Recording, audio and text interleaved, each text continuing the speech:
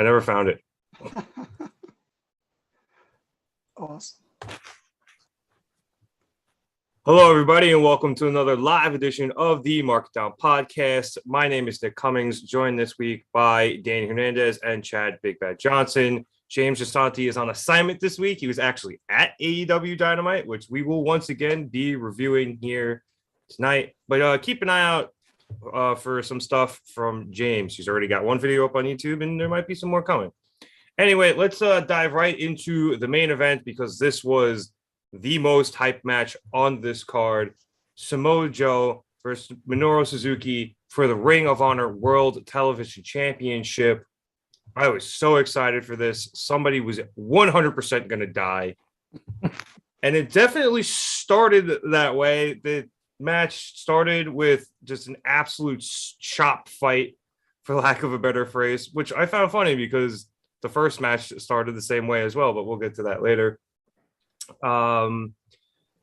This was a good, hard-hitting match. It was exactly what I was expecting out of Joe versus Suzuki. They both sold and no-sold perfectly for each other. And I was having so much fun watching this right up until about the end. Now, for those of you who didn't know, there was a lot of talk this week about AEW buying some extra time for a bit of overrun. Dave Meltzer tweeted out that you should set your DVR half an hour extra. So there was a lot of hype coming into this card and this match. And just when I think, okay, we got another 5-10 minutes left in this match, Joe hits a muscle buster and wins the title. So I was thrilled for Joe, and I'm very happy he won this, but it was very out of nowhere. It felt a bit, anticlimactic. Mm-hmm. And then just to drive that point really home, we have Jay Lethal and Sanjay Dutt come in from ringside. They did something. My TBS feed cut out for some weird reason, so I kind of missed what they did. Then the lights go out, and some random NBA washout shows up to beat up Samoa Joe. We still don't know this guy's name. They said it on commentary like 4 times. I'm still trying to find it. I know his last name is Singh, and that's the best I got for you. I've seen him referred to as Great Value, Great Khali. So actually, Great Value Khali would have just flowed a lot better there. But he came in and helped Lethal and Sanjay beat the shit out of Joe. Lethal hit a lethal injection, and the show ended like not even with 2.5 minutes of overrun. And that was with me on a delay. So a lot there, Danny. So let me get your thoughts here first on the match and then this fuckery afterwards. You and your cat. Okay, so I mean, this match was awesome. It was a lot of fun. Like we already have in the chat with Kevin, just watching that match made my chest hurt. Oh my god, they were red. Not even a full minute into the match, they're both red as fuck on their chests.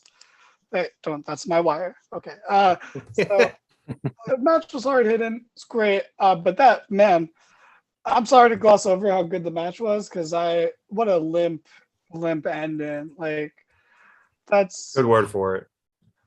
Just what was the point of the overrun? You really didn't need that. You did not need that extra 3 minutes or if that for a debut of someone no one knows or cares about. Like, I agree with the crowd that was there.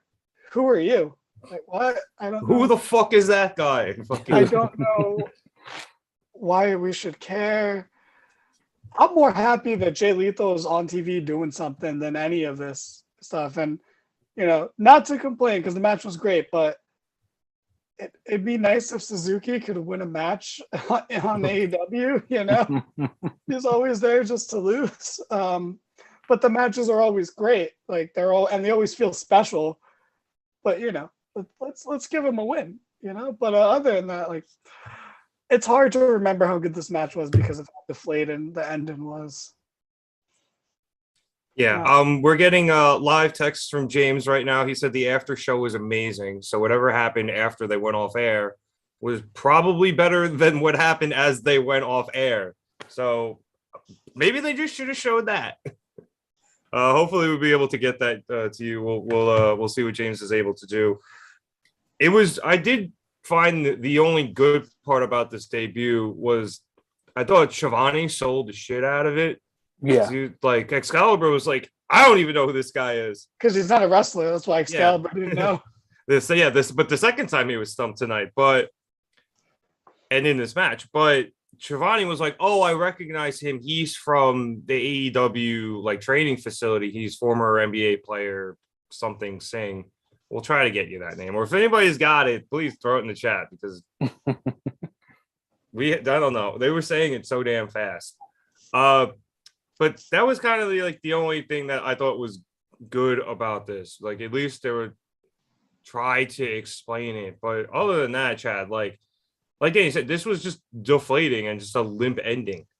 Agreed. I'm with you guys. The match was phenomenal. I was hyped for the match. It was great. It was a lot of back and forth. It was necessary. Banter, the moves, everything. It felt special until, like we said, that ending where we're like, who the hell is this guy? And of course, I'm all for debuts and new people. I love seeing a new face, but I kind of just didn't know where to go and what to do with it. And then, like you said, I thought I had a few minutes to collect myself and get more into everything. And then it was just, there's a rat in the kitchen or whatever the hell the show is after AEW. So I'm like, I was kind of stuck. Like, is this all we got? So yeah, it was definitely deflating. I agree. But the match was great. The match was brilliant. It was epic until, that last few minutes. Yeah. Can I just say that we got James in the chat, and aren't you still there watching Rampage? What are you doing? They usually have a little bit. No, Rampage is not tonight. It's live on Friday. And it's at 7 too? Doesn't it start at 7? Yeah, it starts at 7. Live show. That's the Texas Deathmatch Cole versus Page is this Friday. Oh, so I think I'm gonna have to watch that. Mm-hmm. I usually don't watch Rampage. Sorry guys. Don't AEW fans don't beat me up. Totally understandable. It's the slot, like Rev said. Yeah, we all watched that Wheeler match though from last week as well. Oh boy, that was so good. Sure. I'd rather talk about that than the ending of this show. Like that match fucked. That shit was good. Oh, that was a star-making vehicle. Yes. As James said in the chat, he doesn't even know who Singh was at the end. His name is something Singh, James. He's a former NBA player from India, and that's pretty much all we've got. That does reek of WWE. I hate to say, it was very raw-ish. Yeah, definitely from midnight to 6 o'clock, real quick. Yeah. Right. Let's go to a better match all the way back at the top of the card to start the show. CM Punk versus Penta Obscuro, which also started with an awesome chop fight, which then turned into just a straight up hockey fight, which was awesome. I thought Punk sold his knee like hell in this match. I genuinely thought he got hurt there for a second when he fell off the top rope. Actually made me nervous. The end of this was Penta with the snap Punk's arm, which he needs to do in AEW at some point. Penta, I think he did once, but I need more of it. Much more. Yeah. But, I think he did it, but it wasn't that effective. It wasn't like it was in Lucha Underground where that would write you off and take you out. Yeah, and you were out for like 3 weeks. It was that was so good. Anyway, Punk was able to counter by rolling it up into a pin. Penta then countered that into a crucifix, which Punk kicked out of. Then we had Penta hit a thrush kick, went up into the second rope, and then Punk was able to catch him and hit him with the GTS for the win. So good opening match. The crowd was very hot for it, especially the beginning. I don't really have any notes though, Chad. For me, I'll say this was definitely a match I didn't know I needed. I like Penta enough and I like Punk, and I'm just like, this will be cool. And it was better than I actually imagined. Like you said, the cells, like I really thought Punk was hurt. I was flabbergasted for a minute. I had to clutch my pearls and get afraid and make sure he wasn't hurt. But I liked it. I'm with it. I agree. I need much more violence from Penta. I need broken limbs, fingers, arms, of course. But I'm sure with opponents that aren't CM Punk, we'll start to see it. Yeah, I think this goes back to what we said when we first got this new version of Penta, where it's like we need the violence that Penta Dark used to bring on Lucha Underground, and we're just not getting that. No, I understand it's Punk, and yeah, you're not going to maybe get it here, but right, he's fighting mostly the same. He's still spamming the taunts and stuff. Yeah, like Danny, he's like not a new character, so I'm like not out on him. I love Penta, but I just wish he was a little bit darker. Honestly, that's exactly what I wanted to talk about with this, because the match was great and I really did enjoy it.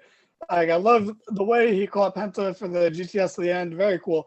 But I'm kind of like, I like Penta, but I'm kind of like out of it right now with him. Like, he's not doing anything. Like, he became dark, and the only person who has a noticeable change is Alex Abrahantes, who is like, you know, a really good cosplayer and all, but like, it means nothing. He's not doing anything darker. And ever since James pointed this out like months ago, it's bothered me. So, you know, way to go, James. You're making us all hate Penta like you clearly want.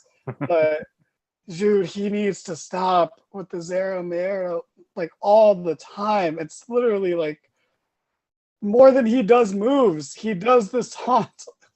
Like, he can't go a string of 2 moves without dropping the taunt. Like, it's borderline obnoxious, especially if you're supposed to be darker now. Like, you're not like at all. It's just an entrance. Like, it doesn't translate into character or into in-ring work. You're just throwing out the taunt, and like, you know, you get fun stuff with it. Like when he faced Matt Hardy, that was the best part of that match, was them trading that and the delete like back and forth. That's pretty cool. But like, other than that, it's kind of played out. James was right. You know, I didn't know James hated Pentagon, but clearly he does. I think the bigger problem is he's still kind of a face, and Penta Dark or Penta Obscuro needs to be heel so he can do all this violent shit. And like, him having be a face, he's not going to do it. Like, he's going to tease the arm break and occasionally get it, but like you said, it's not as effective as it was in Lucha Underground. And he's no different than Julia Hart right now. Even God. Julia Hart shows attitude at least now. You know? Yeah, at least she's fighting heel. Well, let me add that this is your fault, the good Reverend. If you didn't show me all the footage from the Lucha Underground shit, then I would have been in the dark, and I just would have been like, okay, Penta's being Penta. But now that I've seen the darkness, I want it. I sent them the match when he fought I think it was the Lotus Triad. It was like Kairi Sane and Io Shirai and like somebody else. He just fought like 3 very small Japanese women, which is awesome, by the way. They more than held their own, but he ended up like snapping all 3 of them in half, and it was great. But yeah, that's the level of violence I want out of Penta.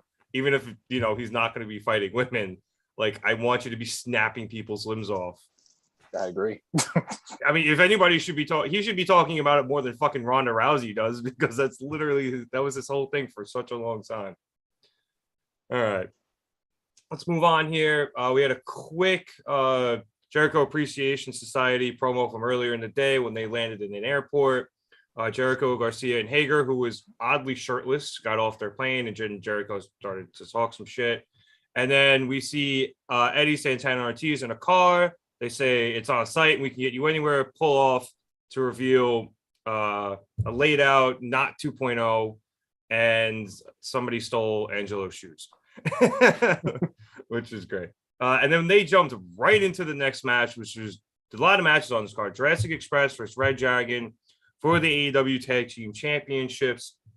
I'm going to come right out the bat and say this was a good match, but we are so spoiled in AEW with tag team matches that this was just mediocre on their scale. Not mediocre. It was good, but like, just even compared to last week, I think we had a 6-star match, and they have to follow that up this week, and that's not easy to do, especially because when, like, at least in my opinion, these 2 teams were just like a little bit off chemistry wise as compared to like the Bucks and FTR, who were just so in tune with each other.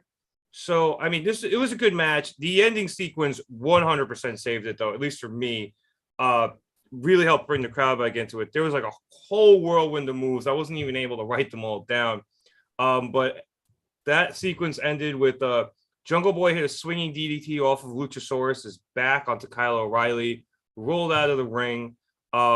Fish then tried to get Jungle Boy into some sort of suplex, but he was able to wiggle his way out of it, and Fish was hit with a tail whip, and then that set up for the Jurassic Express, and Jurassic Express retained. Then O'Reilly came in with a chair, beat the shit out of both of them, and then as they were leaving, FTR came out to get in Red Dragon's faces. So, Chad, am I alone here in thinking that this match was good but not great, or do you have it much higher than I do? You are not alone. I said the same thing. I wanted a little bit more, but then I harkened back to the fact that yes, we're spoiled because there was relatively nothing wrong with the match. We just wish there was like a little oomph to just push it over. I mean, Luchasaurus was great per usual. I will always rally for him.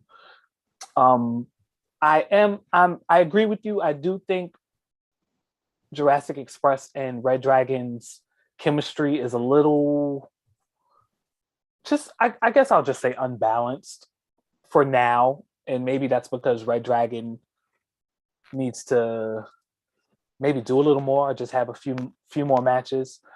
But so I agree with that point. But the match was fine. I mean that's really all I can say. It was fine. Yeah, no, I don't want to make it sound like I'm complaining. Like this was a good match. I'm just saying like we are so spoiled that comparatively. No, we are. Literally. Yeah, like you can, even if this is like a 4, which I think it would maybe max out at, but like we just had a 6-star match. Like it's so difficult to like rate these AEW tag matches against each other because they pull out some all-time classics, Danny, and then you have a very good TV match, and we're just sitting here like, meh, it was okay. Yep, we're spoiled for good wrestling, but God forbid. I mean, I think this match was really good, but I think the wrong team won. I think this was an easy chance to just, change the titles and not have anyone be upset by it, because now that Jurassic Express has had some killer defenses, like in the triple threat tag, and I forget the match they had a couple weeks ago, but now that they've had some insane, fun matches on TV and pay-per-view, it would have been okay for them to drop the titles and put them on a Red Dragon so that we can have Red Dragon versus FTR for the titles and have the good heel face dynamic, because are we going to do face FTR versus face Jurassic Express? That seems a little odd for the freshly turned team. And also, I'm kind of sick of people losing their first title opportunities. I'd like some people to just win the first chance they get and not lose, and eventually win, like Jurassic Express did, like the Lucha Bros did. I'd like one team to just come in like FTR did and just win right away, which would have been a nice parallel if you were going to tell a Red Dragon FTR story that they both won the titles immediately when getting the opportunity.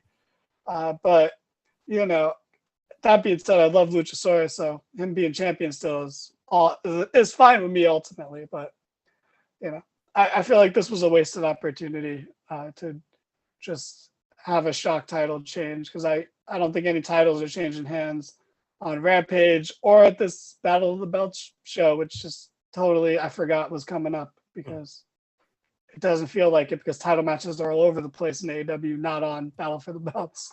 Yeah. And it's on a Saturday, which is just like such a not a weird spot, but it was a bit of a surprise for me. I do think, Danny, you are going to get a Red Dragon FTR title match. It's just not going to be for the AEW titles. I mean, FTR sitting there with 2 other sets of tag belts. So they'll probably have a match for those, either of them or both. That once again, though, leaves the AEW tag titles in limbo in a non-important story, or because that would make them at least the B story in the tag division, and maybe even C, depending on what the Young Bucks are going to do. Yeah. Oh, I agree. I 100% agree. I just think that's what you're going to get out of them for now. Although, quite frankly, I mean, you're not wrong in saying like the face-face dynamic of FTR versus Jurassic Express would be a bit awkward. But at the same time, like putting those titles on FTR right now would be really smart. They are so hot right now. Absolutely. I don't think anybody expected their face turn to be this white hot. I mean, the ovation they got when they came out was deafening. They are phenomenal. They're phenomenal. Yeah, and I don't think they've ever been faced before their whole career. So the fact that they've been able to do it and do it so quickly and do it so well is shocking. I know we discussed this a bit last week, but damn, this is great. I'm loving face FTR. So, absolutely.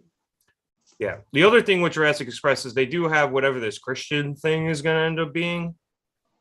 I don't know what that is. He had that whole frustration thing he had last week. I know he came out with them tonight, but he was barely, that was only for a brief second. So we'll see how that goes, but that's another story. Well, let's move on. After this match, we had a quick backstage interview with the Blackpool Combat Club, hyping up their match against the Gun Club on Friday, which should be cool. Wheeler Yuta officially with them now, got the t-shirt on and everything. So that's going to be hype. And then after commercial, we came back to a Jamie Hayter and Tony Storm backstage interview. Correct me if I'm wrong here. I think they said they're facing each other in the Owen Hart tournament in the first round. Yes. Yeah, around one. Okay, I was putting my plate in the dishwasher when that came back on, so I missed the beginning of it. And then we jumped into MJF against the captain, Shawn Dean. Sean Spears obviously came out with MJF. The Rat in the Kitchen promos during the MJF segments is my new favorite running gag in the show, and my favorite since Miro's Very Flexible Wife, which I very much missed that. Anyway, this was all just a setup for Wardlow, obviously. He snuck into the arena again and beat up some security guards, but this time he wasn't anywhere to be found, and the security guard was missing a shirt because Wardlow stole it and snuck to ringside wearing a security shirt and a mask. So he was able to get the drop at MJF, chased him through the ring and up the ramp. Spears tried to defend MJF and hit Wardlow with a chair, which was just an immediate no-sell. Wardlow set him up for a powerbomb, but their security guards started running down. And after beating up a few of them, to which I imagine James was very, very, very happy with that, watching it live, finally enough security guys came down to subdue Wardlow. All the while, Bryce Remsburg is counting out MJF, and MJF didn't realize till he got to 9. And when he got to 9, MJF grabbed the mic and told Remsburg that he will triple whatever Tony Khan's paying him if he doesn't count to 10.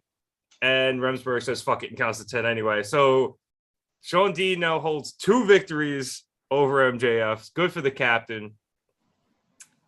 Anyway, the security escorted Wardlow out. MJF ran into the ring to bitch out Remsburg and almost hit him until Spears held him back.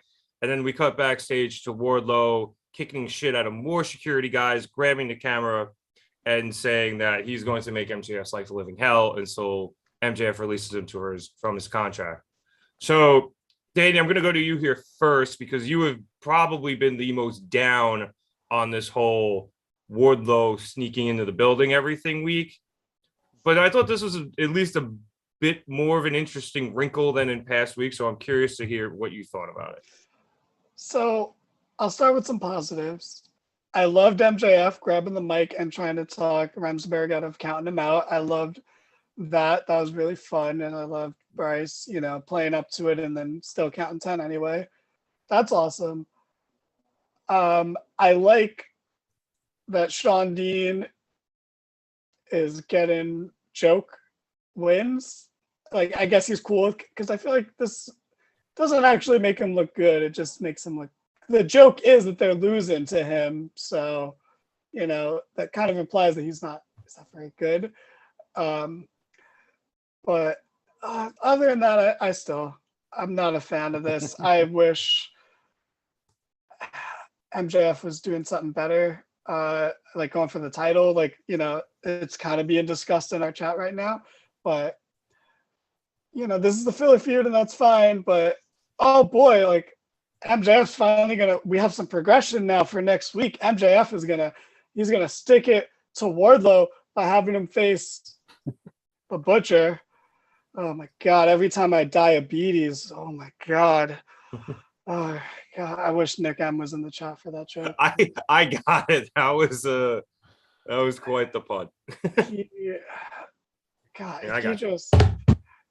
It's not worth. Now no one looks good again. No one looks like MJF doesn't look smart because he can't keep this guy out of the building, and he's sending him up against the Butcher, who couldn't even beat Darby Allin, who's like a quarter of his size. So he's gonna lose to Wardlow the same way Nick Comoroto and every other big man that's faced Wardlow has lost to Wardlow. I like that Wardlow is getting over from this. Like, despite me not liking it, it's working. Wardlow's over as hell, and I'm happy about that.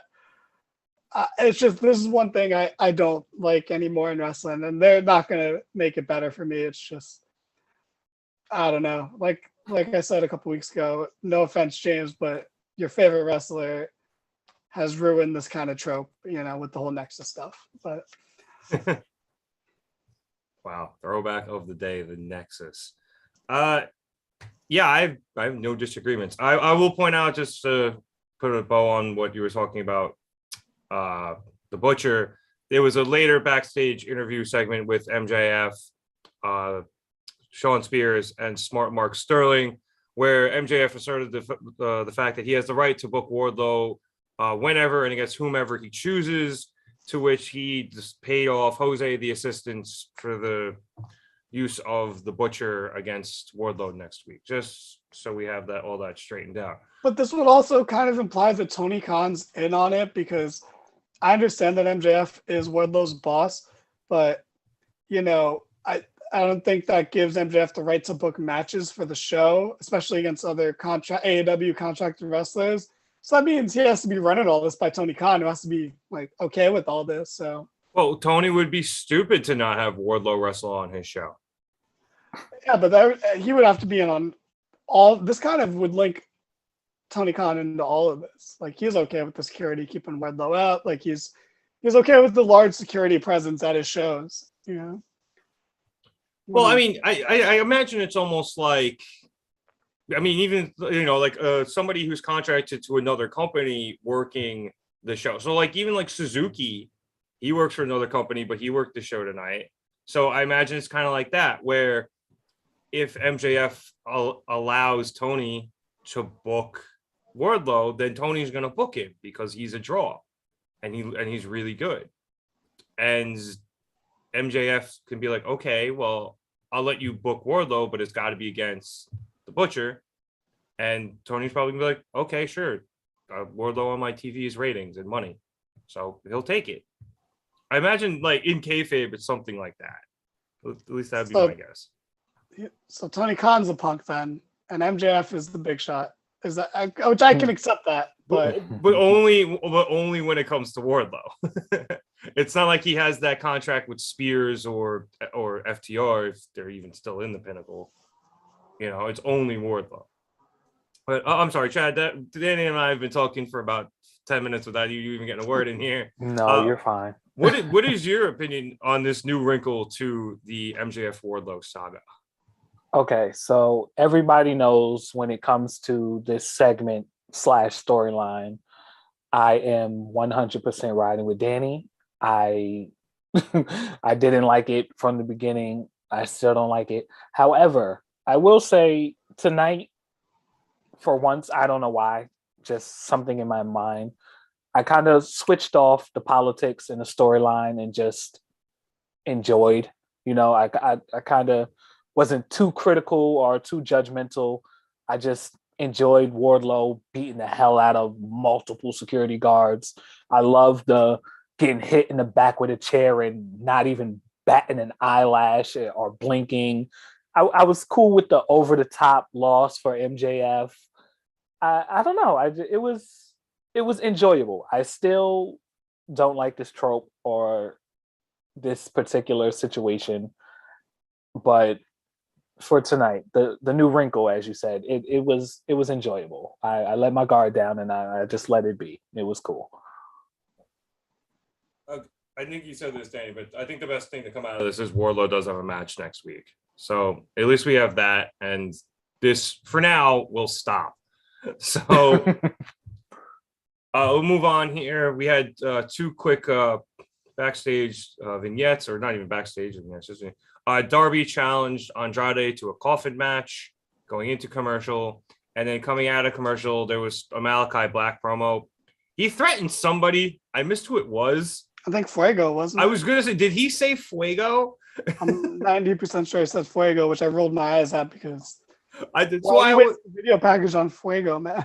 That's why I didn't believe it. I was like, wait, did he say Fuego? I think they've been like having some sort of feud on Dark/Rampage. So hey, look, good for Fuego, man. He's out there, with some top dudes. So good for him. After this, we have the Jericho Appreciation Society against Eddie Santana and Ortiz. Ortiz came down wearing Angelo Parker's shoes, which I thought was great. I liked this match, but I had a hard time getting into it because I knew exactly how it was going to end, and I was 100% right. Referee distraction, Floyd to the back, Jericho's Appreciation Society wins. Duh. Like, it was so obvious that was going to happen. And then the Jericho Appreciation Society beat up the boys after the match. It ends 2.0 or not 2.0 was down there too.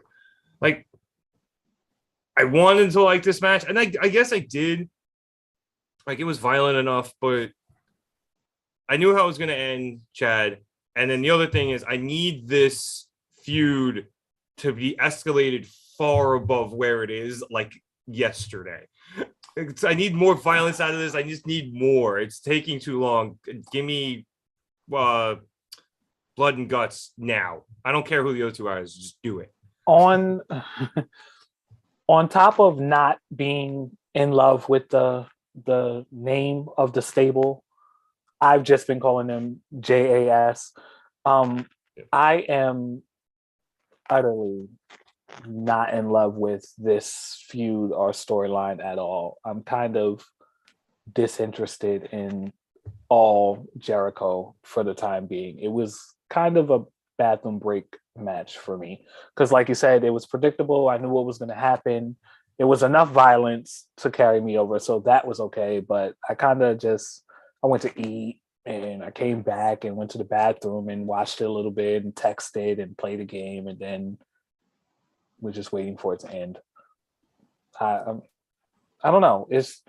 I'm with you. There's something missing, and I'm waiting for them to take it to where it needs to be, and ultimately hurry up and finish. I don't know. Sorry, guys. I'm not into it. Yeah, this isn't at the levels of the blood feud it should be at. Right. Well, there was a major betrayal to set this up with the dissolution of the Inner Circle. Like, the fact that we're still just having a 6-man tag and it ends with a ref distraction, a bat to the back, and I don't even know what the finish was because I saw the bat and I went, all right, that's it. It might have been a roll-up for all I know. Like, the fact we're still there, and I know this was, I guess, the first real match they've had since this all started, but just, I don't know. I wanted this immediately to devolve into this, like, no DQ, like, just shit show, and then eventually get to blood and guts, and we're just taking too long to get there, for me at least. I feel like I'm going to be the Rev in this situation and say it's only been like 3 weeks that Eddie's been back. You're not wrong. This is the first match they've had between any of the people in the groups. Like, it's fine. That being said, I didn't give a fuck about the match, but like I'm with you guys there. But it's a first step. But you guys are looking at it all wrong. The Blood and Guts match is not between these two teams. The Blood and Guts match is going to be between the Jericho Appreciation Society and the Blackpool Combat Club. Eddie and Santana Ortiz are stepping stone. Okay, they're going to get a win in this feud, but the Jess Jas is going to ultimately win the feud and move on, and they're going to have a blood feud with the Blackpool Combat Club over the rights to Daniel Garcia, because this is what this has ultimately been leading to. These two opposing factions started around the same time with opposing ideologies. You know, Brian is a smart man, and when he first tried to recruit Moxley, what did he say? You were the best AEW champion, in my opinion. And he's a heel saying this because he hates Hangman because he just lost to him, and he doesn't like Kenny because he couldn't beat him either. But Jericho was the only other AEW champion, so that statement is still a dig at him too. Jericho is petty enough to not forget something like that, and they're both smart enough to plant a seed like that. And Daniel Garcia was the other name mentioned by Brian when they talked about recruiting the young guys. That's where this is going. All this stuff now, this is just to hold the Jericho Appreciation Society over, let them establish themselves, while the Combat Club is getting over as fuck because they're the best thing in wrestling right now. So, besides maybe Ezekiel, obviously. But there's a bigger picture here, and I don't think Eddie Kingston and Santana Ortiz are in it. Maybe you're right. It's just disappointing. I wish I had the foresight you had, Danny, because I didn't see any of that until you just laid it out for me. Now that I'm excited for. Oh, it's going to be unbelievable. Yeah, the professional wrestlers against the sports entertainers. Like you're not wrong. You're just an asshole. I really, really want to like this because I genuinely like everybody in this feud. Maybe Hager, and even then I can like tolerate him as what he is, as a wrestler. And everyone's super over, but I'm just having such a hard time getting into this so far. Maybe it's just because every time I think Eddie, Santana, Ortiz have an upper hand, like the numbers game, they just immediately get beat down, and that's happened 2 weeks in a row now. Yeah, that I agree with, because I said last week it was really dumb that the Jericho Appreciation Society stood tall, even though Eddie, Santana, Ortiz got the jump on them.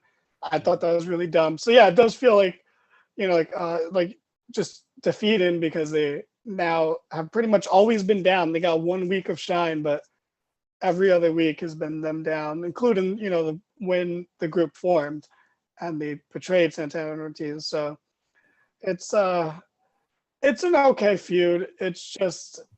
It's fine for where it is on the card. And, maybe I'm super fantasy booking and theorizing here, but I think the long term the payoff is just going to be so good. So, well, wherever the feud goes, it needs to end with more blood and more violence. So give it to me now. I also just want to hop in the chat here because Navarro was talking or asking, at least, why didn't Jericho change his music? And at least in my opinion, I think it actually plays into his character, because even though he is the heel, he is still the quote unquote sports entertainer. And part of that is the entrance music and the crowd participating in it. Yeah, so, feeds his ego. Yeah, exactly. And in non-kayfabe reasons, it is also to feed his ego. Right. Yeah, I mean, they talked about it on commentary today. It went, Judas went gold. Like the fact they even mentioned it on commentary, more feeding of his ego, both in kayfabe and out. It would have never gone gold if it wasn't for AEW. I would imagine not. I mean, it's a decent song, but it's not that good. All right, moving along here. We had the backstage interview with MJF that we mentioned before. And then we go to Marina Shafir's Dynamite debut against Sky Blue. Smart Mark, for a second segment in a row, was on our television screens. He was in the back taking notes while Jade checked her phone and didn't pay attention. This was a real quick squash match. Shafir won with a triangle. There wasn't really much of note from the match. I didn't think, she didn't look particularly good just because it was so short. But at least she was on TV before her match with Jade. Yeah, exactly. That's pretty much all it was. Honestly, the biggest thing I took away from this match wasn't even from the match or from them showing Jade. It was Red Velvet being in Jade's baddie section, which I don't know what that means yet, but maybe it says something up with her. And that's the only intriguing thing I found from this entire match. So, and even then, all right. After that, we had an interview with Hook. and Smart Mark showed up on our TV for a third segment in a row, interrupting Hook with Tony Nese. I don't know, things happens, and Hook didn't really say anything, and then Danhausen tried to curse Hook again and ate one of those medicine balls to the chest for his trouble. So poor Danhausen. He'll figure it out. I love Danhausen. Oh my god. Yep. So we went to commercial, came back to a quick Men of the Year backstage promo, which was used to announce a TNT title match, Scorpio Sky versus Sammy Guevara at Battle of the Belts this Saturday. Cool. Can we talk about this for a second? Or not Please. really this, but AEW. I know what you guys did, okay? You edited the crowd from Rampage this past Friday, and that is unacceptable. That is some WWE bullshit because Sammy and Tay got booed so heavily, and they're the baby faces, and you didn't let that play out on TV. I am so upset by that. There were so many people who were there who just said, yeah, we were way louder than that. They muted a lot of those boos, and I'm so disappointed because that was the thing I was most excited about for Rampage, besides the Yuta Moxley match, obviously. But I was so excited to hear those crowd boos, and they sweetened it. That is Sammy might as well join the Jericho Appreciation Society because that's some fucking WWE bullshit right there, and I'm so annoyed about it. You're better than that, AEW. Come on. I have heard them edit the crowd on Rampage before, but not because of stuff like that. Mostly just because of them editing and whatever, because it's not live. That makes sense. And that's fine. You could do some normal sweetening or balancing, that's fine. But to just essentially silence the crowd in a way, that's unacceptable. Yeah, that's disappointing. This is an interesting feud because people are disliking the Ty and Sammy stuff so much, even though they're supposed to be the faces. I wonder if they're just gonna have this match and bury it real quick. Also, too, Paige Van Zant's still training, I think. So even if they wanted to have that mixed tag, it might take a minute. Maybe just ditch it for now, and we'll see what happens later when Paige is really ready to go.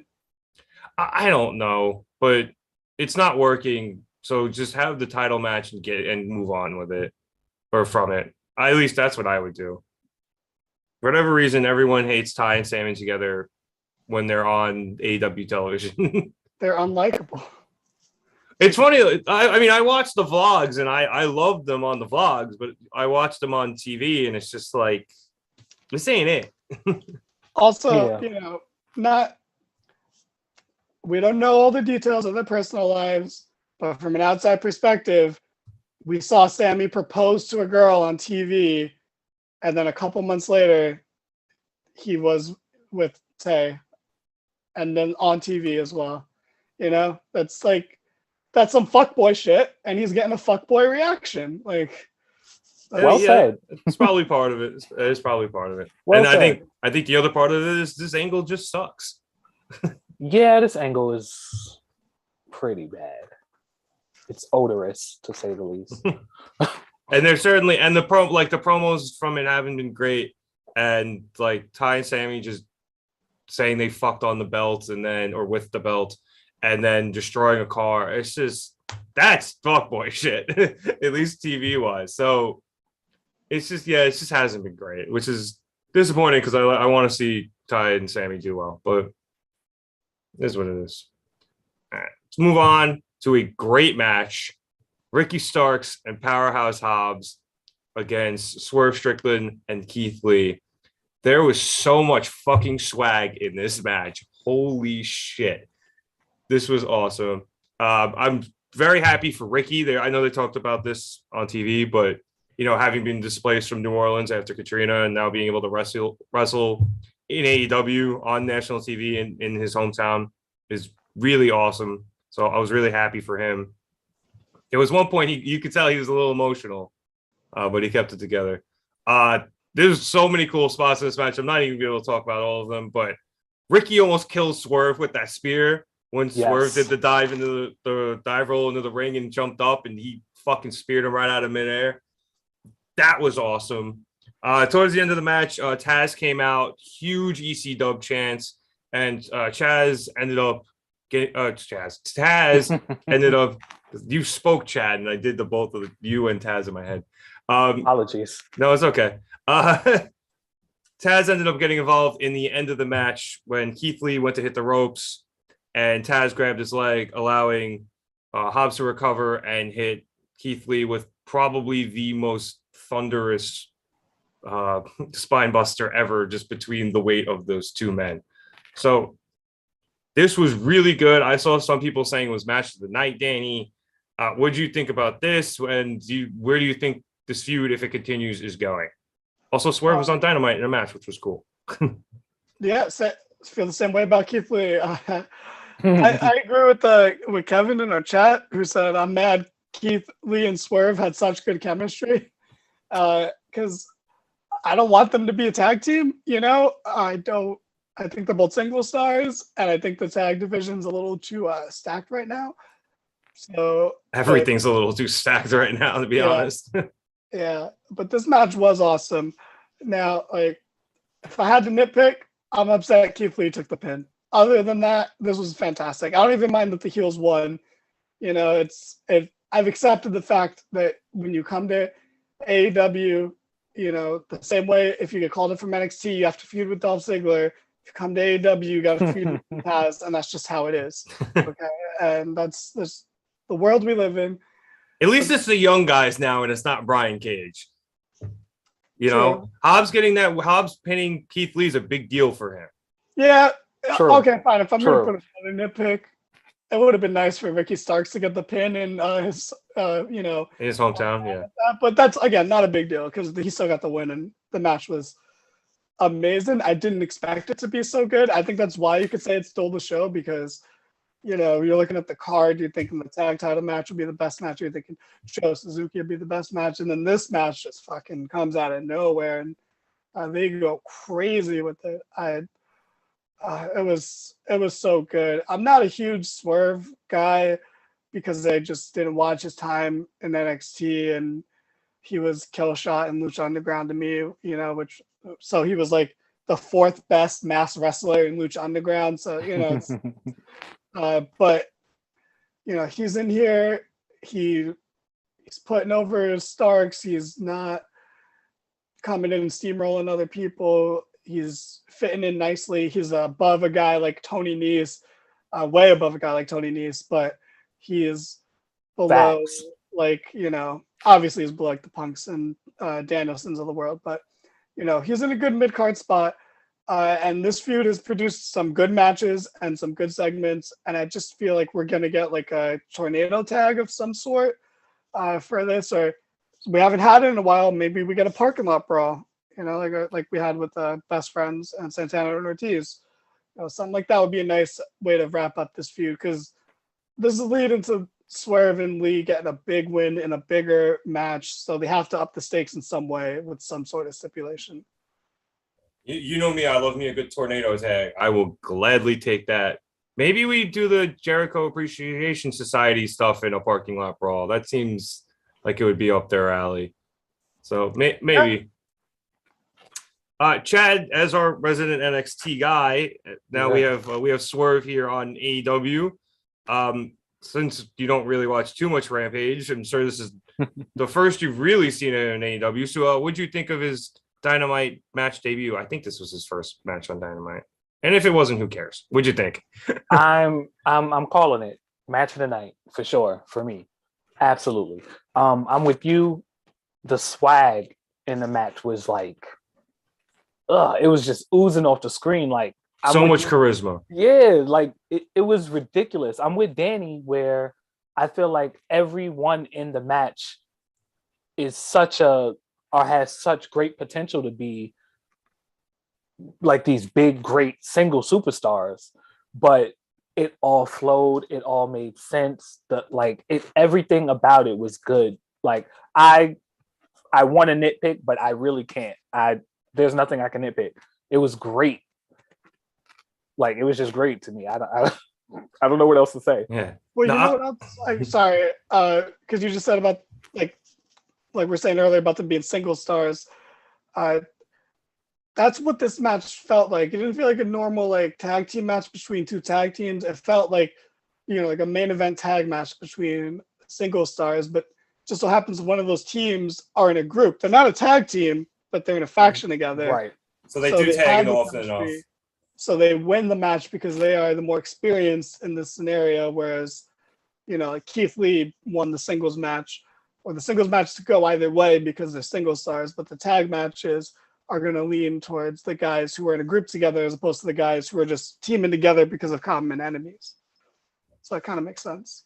Agreed. And then even then, like you said before, Danny, Swerve and Lee had really good chemistry together as a tag team. But it was cool. Like they were doing really cool, combo moves, and like they did that cool setup for the pounce, I'm pretty sure. And there was one part earlier in the match where Ricky wouldn't let Keith Lee do the double overhand chop. So Lee backed him into the corner, and then Swerve trapped him there so Lee could do it. Like there was cool shit like that where also Swerve did a fucking moonsault off Keith Lee's chest, Yeah. Wow. But sheesh. Goddamn. Yeah. Lee selling Ricky's chops too. Like there was just so much good fun, and like we've been driving this to the ground, but it's true, just charismatic shit in this match that I absolutely love it. And yeah, I think it definitely stole the show, especially as we talked about at the top of this. The Joe Suzuki stuff was really good and just had a super deflating ending. Yep. So speaking of deflating endings to shows, we only have a couple things left, which were the backstage interview with Thunder Rosa, Nyla, I got it right this week, and Vicky interrupted with a cake, and Thunder, knowing what was coming, preemptive struck and put it into Nyla's face, and then Nyla accidentally decked Vicky before turning it around and throwing Thunder into a bunch of crates or whatever. Cool. That sets up their match for Battle of the Belts. And then there was a hype package for the Texas Death Match on Rampage this Wednesday at 7:00. So yeah, that was Dynamite.